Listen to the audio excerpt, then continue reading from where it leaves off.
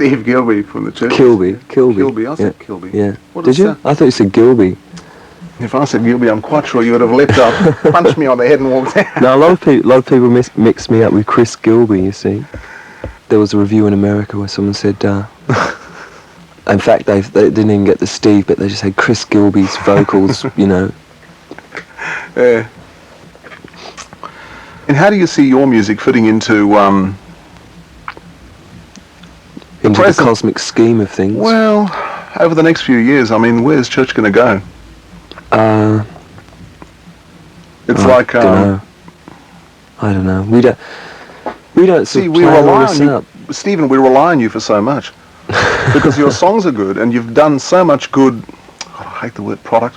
You've done so many good songs now up till now, and I don't know. Sometimes your attitude gives me the impression that you sort of you care, but you're fairly blasé in the sense that you'd have to be extremely inspired to really get involved with anything for that matter.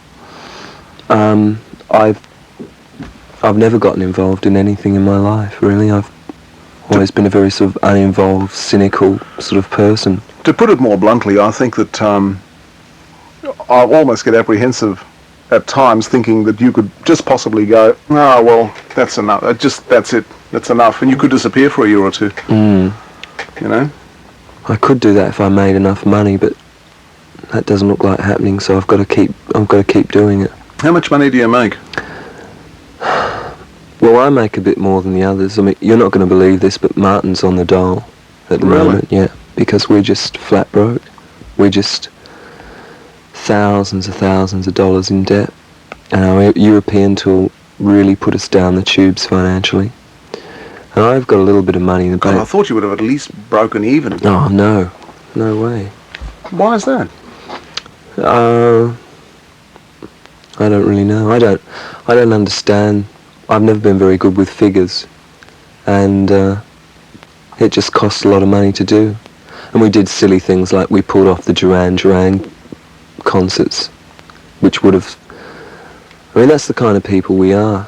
We don't think about money, and we sort of spend it, and like we drive around in fair lanes where our accountants and managers tell us we should be driving around in Volkswagen. You know, when we're on tour. Because they're driving around in Volkswagen.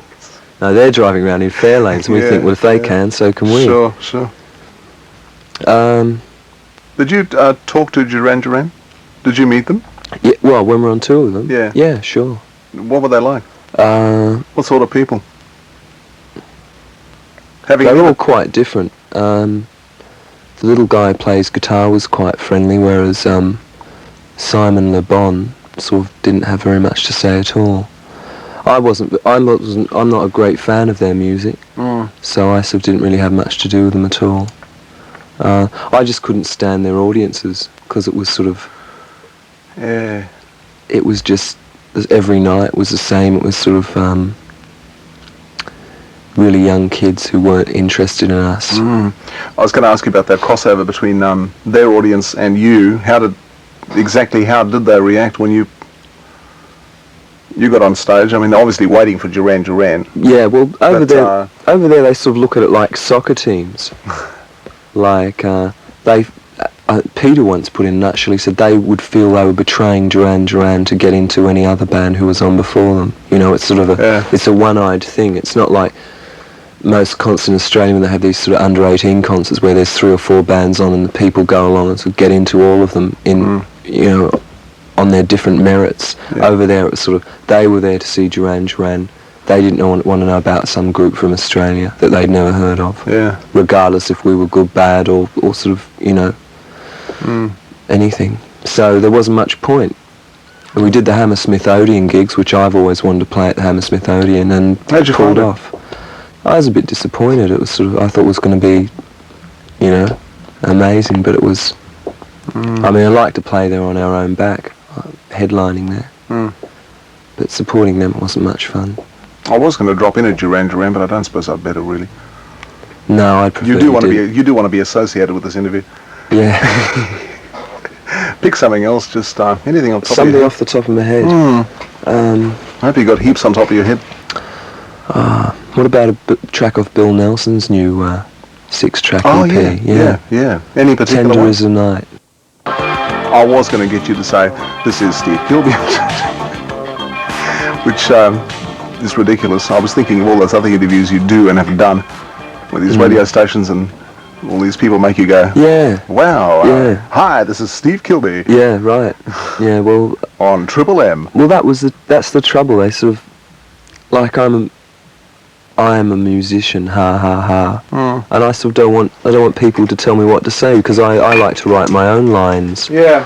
And that was the big trouble when I sort of, all the things you do, people sort of are telling you, can you do this now, can you do that, and can you look like this, can you get the hair out of your eyes, and etc, etc, etc. For radio?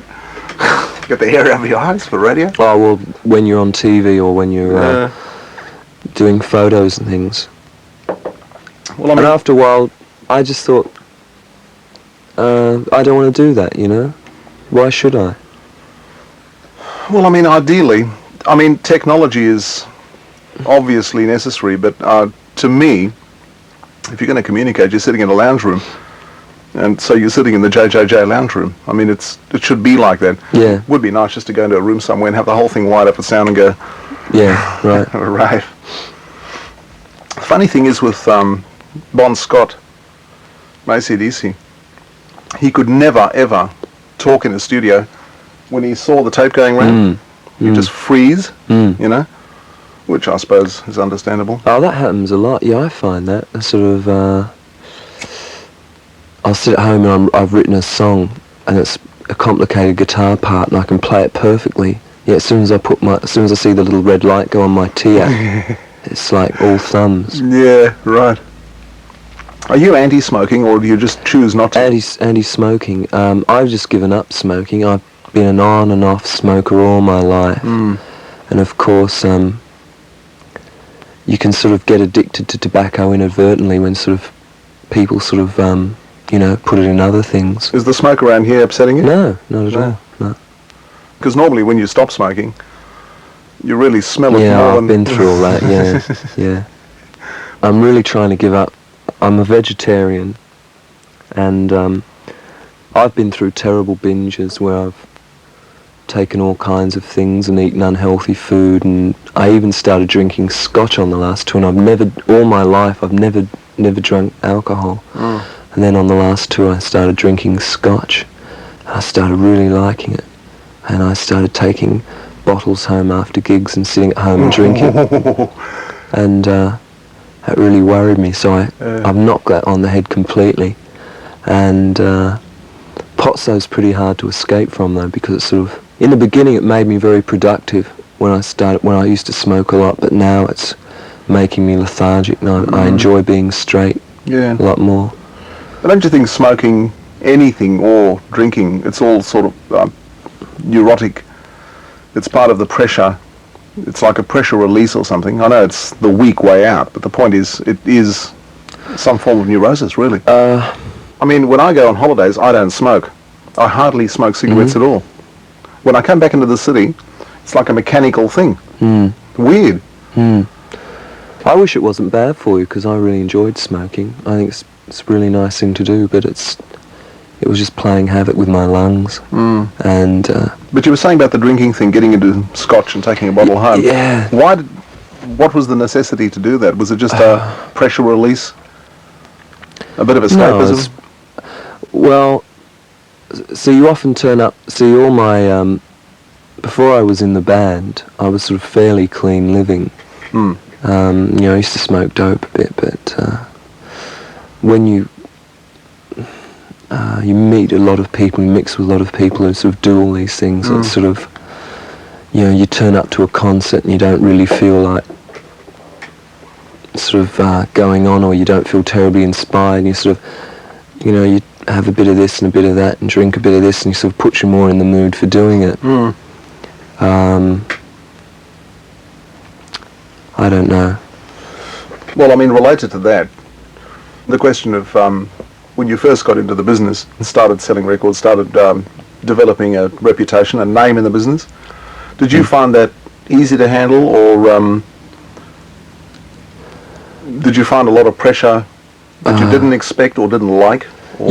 Yeah, I did. See, I had a lot of problem with being one of the boys who going around meeting people and being nice to them, and sort of, I still can't get to grips with all the phoniness of the backslapping and, oh, how are you, mate? You know, I haven't seen you for a while, and what you're doing, and the other guy doesn't really care a bit. So I never have acted at doing that, and a lot of people think you're difficult or weird for refusing to take part in that whole charade, and that was a kind of a pressure, because it didn't happen as quickly as people think, though. So it sort of, you know, you sort of did have time to sort of gradually adjust to it. Yeah. And I still lead a really normal life. I get up in the morning, I catch the bus into town and walk around the shops, and most people don't know who you are and don't care, so it's... And how strong is the recognition factor? Because you've appeared on television, and your albums are out, and obviously you're exposed. Is there any no, I don't recognition factor there? Very rarely. You know, occasionally I'll just walk down the street and someone come up and say, oh, excuse me, you're in a band, can I have your autograph? But it's not, well, on me anyway. I don't know about other people. I don't get recognised very often. From the church on JJJ. George Wayne here on JJJ, talking to Steve Kilbey from the church. The church on JJJ. Steve's in the studio. Sex. Yes. Well, no one's ever asked me about this before in 3 years. No one's ever asked me about sex. the band had a very sexual image. You're kidding. Well, I mean, this is all relative. It depends on who you were, how you were looking, and what age you were, and what you saw. I mean, everyone sees something different, but in actual fact, the band came across as being a very spunky band. And there was a bisexual overtone, only in the sense of, well, you know, you think of Bowie years ago, and maybe even Mick Jagger. I mean, just that, I think it's almost attractive. It's fortunate in some ways to have that image. And I think the church portrayed that, actually projected that, well, not purposely maybe, but what were your, how have you found that? What reactions from people, or? A few, not nearly as many as people think. You know, I sort of, I'm a very moralistic person, really. I sort of, well, I don't sort of judge what other people do.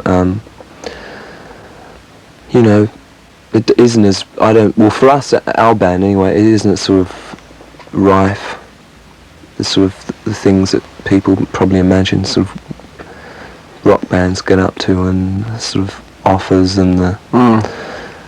I haven't really known it that much. What about groupies, followers, people who throw themselves at... You must have had a bit of that, surely. Not really. No, it's funny. We've had sort of more, not so much a sort of a sexual thing. More people have sort of come up and said, you know what's going on. You know, you know what's the answers to my problems, and your lyrics are sort of, you know, you touch a sort of a point in them that your lyrics, you know, it might just be a line in a song, and suddenly it's sort of, they think that you're on a similar wavelength. And it's been more of that kind of thing, people coming up and sort of saying, you know, what should I do about this or that, and or, you know, what's your advice? Hasn't really been a sort of a really strong sexual thing. Well, see, what you were saying before about the theatre of the mind, like not being overexposed in the media, what people think, if they think it's good, let them think it's good. It's fine. And instead of prostituting yourself and giving them too much, I suppose it's a good idea to take a step back and let people make up their own minds. Like, so many people listen to songs, your songs, and I get phone calls occasionally that say, is so-and-so written about that or that or that? And I just say, well, It's entirely up to you. Yeah, right. And the sexual thing relates to that in a way, because if that is the way you came across on your film clips and on your performances, well, if people want to fantasize. I've never in my heart, in fact, I've always been a very kind of shy person. I've never ever imagined myself as being very sexy or sexual or anything else. So I don't think about that at all. The suggestion was, though, that just after starting in the business, whether you thought about it or not, people just telling you, or telling other members of the band, just... Marty's always been our not sex object. He's always been the sort of the... I think I don't know, what's the word? He's always been more or less the focal point for that kind of thing. I don't know why. I leave that to him. Does that pressure him, or no? He thinks that's funny too, because Marty sort of doesn't take it very seriously either. He's just.